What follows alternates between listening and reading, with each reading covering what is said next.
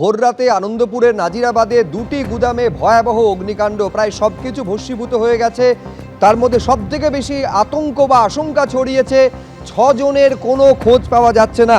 এই গুদামে কর্মচারী ছিলেন 6 জন, কিন্তু সেই 6 জনের কোনো খোঁজ পাওয়া যাচ্ছে না জানিয়ে তাদের পরিবারের সদস্যদের মধ্যে উৎকণ্ঠা ছড়িয়েছে।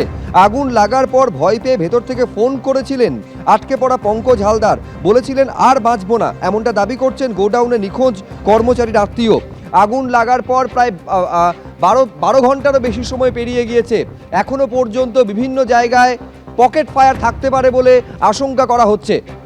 সকাল 8:30 নাগাদ এই ছবি আপনারা দেখতে পাচ্ছেন। দুটি গোডাউন, একটি গোডাউনে ছিল খাবার সরবরাহকারী সংস্থার গুদাম এবং আরেকটি ছিল ডেকোরেশনের সরঞ্জাম ছিল, দাহ্য পদার্থ মজুদ ছিল, সেখান থেকে দ্রুত আগুন ছড়িয়ে পড়ে।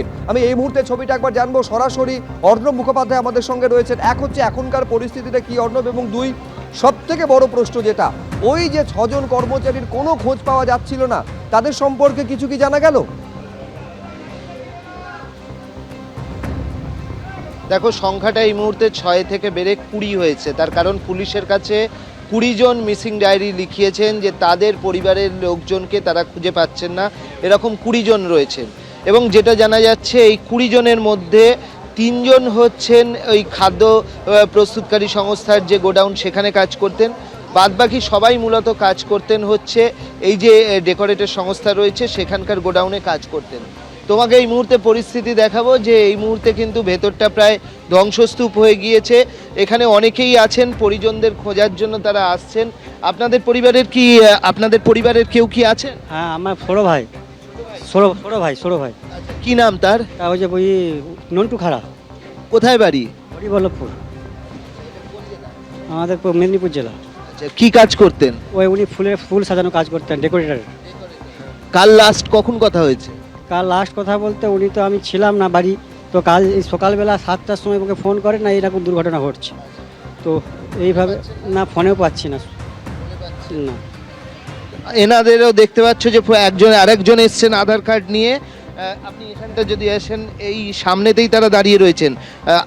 এই হচ্ছে আধার কার্ড, যেটা নাম দেখা যাচ্ছে কৃষ্ণেন্দু ধারা। কৃষ্ণেন্দু, এর কথাই কি আপনারা বলছিলেন? ও, কৃষ্ণেন্দু ধারা কোথায় বাড়ি? পিংলা থানা। কোথায় বাড়ি? পিংলা। হ্যাঁ, পিংলা। কি কাজ করতেন? ডেকোরেটর কাজ। কিসের ডেকোরেটরের? ফুল টুল সাজাতে ইটি করতেন। কাল কথা হয়েছিল? কালকে রাত্রি 9টা অবধি কথা হয়েছে। বলেছিলেন? না, রাত্রি কালকে 9টা অবধি এমনি স্বাভাবিক ভালো মন্দ কথা বলার পরে রাখা হয়েছে, অন্য কোনো কিছু কথা হয়নি। তারপর ফোনে পাচ্ছেন? আর সকাল থেকে যখন এটা দেখলাম এরকম আগুন লেগে গেছে, চারদিকে হয়ে গেছে, ফোন করা হচ্ছে, সকাল থেকে ফোনে সুইচ অফ। হ্যাঁ, তারপর আমরা বিভ্রান্ত হয়ে 9টার সময় আমরা বেরিয়ে আসি পশ্চিম মেদিনীপুর থেকে। এসে তখন এখনও পর্যন্ত আমরা কিছু পাই না। মিসিং ডায়েরি করলাম, কিন্তু ওরাও এখন কিছু বলতে পারছে না। আমার নাম উত্তম হাজরা। উনি আপনার? আমার সম্বন্ধী হয়। দেখতেই পাচ্ছ আত্মীয়রা এখানে দাঁড়িয়ে রয়েছেন, এবং এখানে পর প্রচুর 20 জনের অন্তত নাম নথিভুক্ত হয়েছে। আপনারও কি আত্মীয় রয়েছে? হ্যাঁ, আমার জামাই আছে। পঙ্কজ হালদার ওই যে বাইক আছে, এখানেই ডিউটি করতো। এই বাইকটা আমি দেখতে পাচ্ছি যে পঙ্কজ হালদারের বাইক বলছে। তুমি দেখো, এখানে একটি বাইক রয়েছে WB06A9937, পঙ্কজ হালদার। তো তার বাইক, এই মুহূর্তে বাইকটা কিন্তু ভস্মীভূত হয়ে গিয়েছে, এবং তার আত্মীয় এখানে এসছেন এই মুহূর্তে, তার সঙ্গে আমরা কথা বলবো। পঙ্কজ হালদারের এই দেখো ছবি নিয়ে তিনি দাঁড়িয়ে রয়েছেন। এই হচ্ছে পঙ্কজ হালদারের ছবি। খুবই তো অল্প বয়স, 27 বছর বয়স। 27 বছর বয়স। কোথায় বাড়ি? কোথায়? গড়িয়া বালিয়া বাড়ি। কি কাজ করতেন? এখানে ওয়াইমোমোতে কাজ করতে 7 বছর ধরে চাকরি করছে। 7 বছর ধরে কাজ করছে। নাইটে কালকে ডিউটি ছিল, রাতেরবেলা এসছে, ভোর 3টের সময় ফোন করেছে, বলছে আমি আর মনে হয় বাঁচবো না, কেন ধোঁয়ায় ভরে গেছে আর থাকতে পারছি না, বলছি মনে হয় আমি আর বাঁচবো না। ওই লাস্ট ফোন, আর আমাকে বাঁচাও। আমরা তারপরে এসছি, তারপরে এসে দেখছি আর কোনো ইয়ে নেই, পরে ফোনেও পাচ্ছি না, কোনো কিছু নেই। আমার নাম গোবিন্দ ঘোষ। কে হন ওর? আমাদের পাশে থেকে জামাই হয় আমাদের। কিন্তু মানে উনি কোনোভাবে বেরোতে পারছিলেন না এখান থেকে? বেরোতে চেষ্টা করেছে, বলে চেষ্টা করছি, মনে হয় বেরোতে পারবো না, আমি আর বাঁচবো না। আর আজকে কিছু বললেন পুলিশ থেকে এখানে? না, সে তো সকাল থেকে, আমরা রাত 3টের সময় 3টের শোনার পরেই এসছি, সেখান থেকেই আছি। এই শুধু জল দেওয়া এটাই দেখছি, আর কোনো খবর নেই, কোনো কিছু নেই।